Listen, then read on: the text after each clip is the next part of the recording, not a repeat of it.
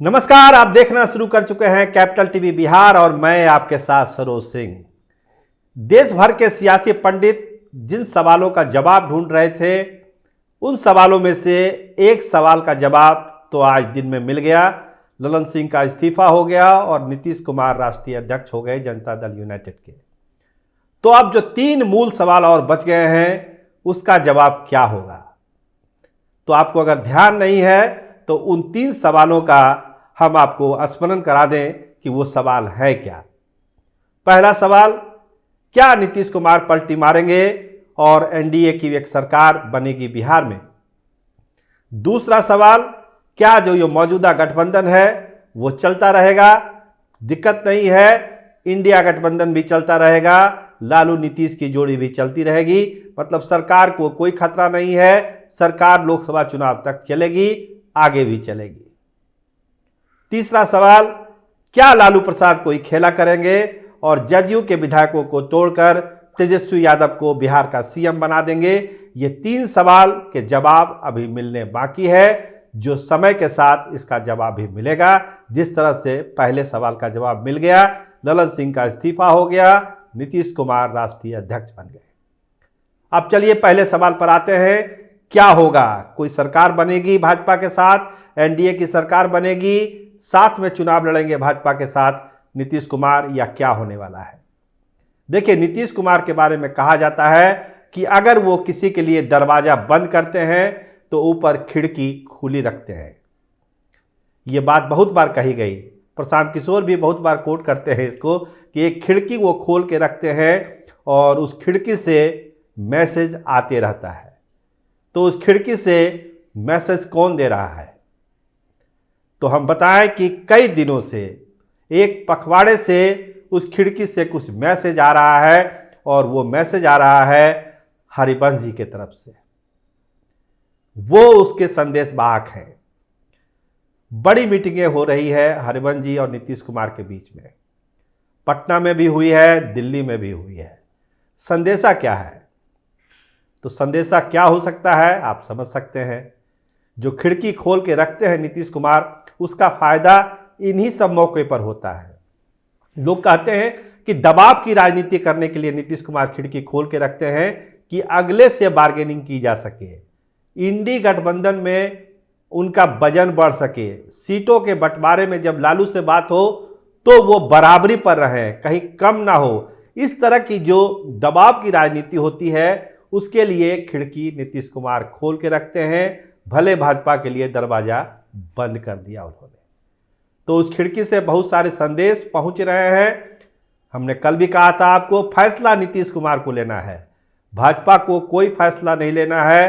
भाजपा का होमवर्क पूरा है, फैसला नीतीश कुमार को लेना है कि नीतीश कुमार क्या करेंगे, घर वापसी होगी या फिर जो व्यवस्था चल रही है वो चलती रहेगी। आइए दूसरे सवाल पर, कि जो व्यवस्था चल रही है क्या वो सही में चलती रहेगी या क्या उसमें भी कुछ उलटफेर हो सकता है? देखिए, अभी खबर आई, जैसे ही ललन सिंह के इस्तीफे की खबर आई, एक खबर और पटना में आई कि तेजस्वी यादव ने अपना विदेश का दौरा रद्द कर दिया। ऑस्ट्रेलिया जाने वाले थे 6 तारीख को, लेकिन उनका दौरा रद्द हो गया है।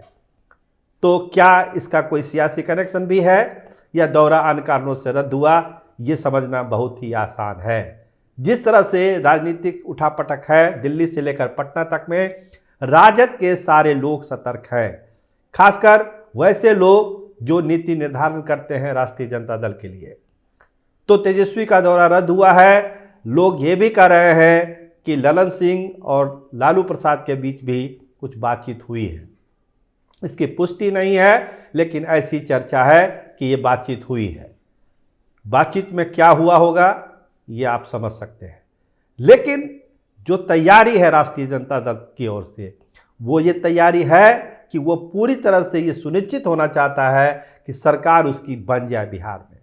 आधा सफ़र तय करने की स्थिति नहीं चाहते हैं लालू प्रसाद। वो चाहते हैं अगर वो कोई कदम उठाएं। हमने आपको पहले भी कहा कि विधायकों की संख्या, बहुमत साबित करना, एक 1 2 3 का फिगर, ये लालू प्रसाद के लिए बहुत ही आसान काम है बिहार में, जो अभी संख्या बल है राष्ट्रीय जनता दल का। तो बहुमत का कोई संकट लालू प्रसाद के सामने नहीं है। संकट संवैधानिक है कि क्या राज्यपाल मानेंगे, दावे को स्वीकार करेंगे, या फिर दाव उल्टा पड़ेगा। जब लालू एक कदम चलेंगे तो 2 कदम आगे चलकर नीतीश कुमार भाजपा का दामन थामेंगे और एक नई सरकार एनडीए की बिहार में बना लेंगे। तो ये जो कश्मकश चल रही है लालू प्रसाद के दिल में, मन में, दिमाग में, वो कहीं ना कहीं से लालू प्रसाद को रोकता है कि फिलहाल इंतजार करने की ज़रूरत है। जब सारी चीज़ें व्यवस्थित होगी तभी अगला कदम हम बढ़ा सकते हैं, नहीं तो फिर कहीं दाव उल्टा ना पड़ जाए। और लोकसभा चुनाव चूँकि सामने है, राजद का खाता भी खोलना है, क्योंकि राजद हर हाल में चाहता है कि 10 सीटें वो बिहार से कम जीत के दिल्ली जाए। अगर नीतीश कुमार से अगर दोस्ती चल रही है आज के तारीख में, तो उसका सबसे बड़ा कारण ये है लोकसभा चुनाव। अगर लोकसभा चुनाव में जीत की चाहत नहीं होती तो ये गठबंधन इतना लंबा नहीं चलता, और आगे अगर ये गठबंधन चल रहा है तो इसके मूल में लोकसभा चुनाव ही है। तो लालू प्रसाद लोकसभा सीटों का भी आकलन कर रहे हैं, चाहते हैं कि राजद इस बार अच्छी स्थिति में रहे, तो नीतीश कुमार का साथ उनको चाहिए। लेकिन जो परिस्थितियां बन रही है धीरे धीरे, अगर 17 सीटों पर अड़ गए नीतीश कुमार तो फिर लालू प्रसाद क्या करेंगे, ये भी एक बड़ा सवाल लालू प्रसाद के सामने है। तो संकट है, आरजेडी के तरफ भी है, और नीतीश कुमार के समय तो खैर है ही उनके सामने बहुत सारी चीज़ें।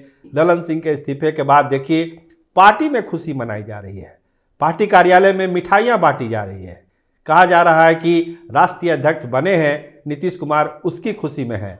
लेकिन अगर ऑफ द रिकॉर्ड आप बात करेंगे पार्टी कार्यालय में तो वो कहेंगे ललन सिंह के हटने की खुशी है। तो ये चीज़ें चल रही है जनता दल यूनाइटेड के अंदर कि कितने दबाव में जनता दल यूनाइटेड के कार्यकर्ता थे, ललन सिंह की कार्यशैली से वो कितने नाराज थे। आम लोगों से, आम कार्यकर्ताओं से ललन सिंह की भेंट मुलाकात होना लगभग असंभव था। तो ये खुशी राजद कार्यालय में कार्यकर्ताओं के चेहरे पे देखी जा सकती है, किस तरह से वो खुश है। लेकिन इसका मतलब ये नहीं है कि जनता दल यूनाइटेड में सब चीज़ नॉर्मल हो गया है।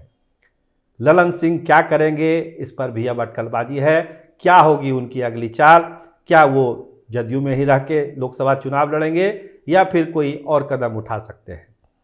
तो देखिए पिछले प्रोग्राम में भी हमने कहा था कि फिलहाल ललन सिंह जदयू में ही रहेंगे, कोशिश करेंगे कि लोकसभा चुनाव वो इसी फोल्ड में रह के लड़े, वो उनके लिए ज़्यादा मुफीद है। लेकिन अगर परिस्थितियां बदलती है, राष्ट्रीय जनता दल में कुछ उठापटक होती है या फिर जनता दल यूनाइटेड में कुछ चीज़ें बिगड़ती हैं, तो फिर ललन सिंह कोई अपना अगला कदम उठा सकते हैं, जो उनके लोकसभा सीट को लेकर ध्यान में रखकर होगा। लेकिन जो भी कदम उठाएंगे वो अपने लोकसभा सीट को लेकर ही उठाएंगे कि वहाँ पर उनकी जीत कैसे तय की जाए, ये सबसे बड़ा सवाल ललन सिंह के दिमाग में है। इसके बाद वो आगे की सियासत करते रहेंगे, लेकिन एजेंडे में सबसे पहले है लोकसभा का चुनाव, जो ललन सिंह के दिमाग में चल रहा है। अपने इस्तीफे वाले पत्र में भी उन्होंने कहा कि उनको लोकसभा क्षेत्र में ज़्यादा ध्यान देना है, इसलिए वो इस्तीफा दे रहे हैं।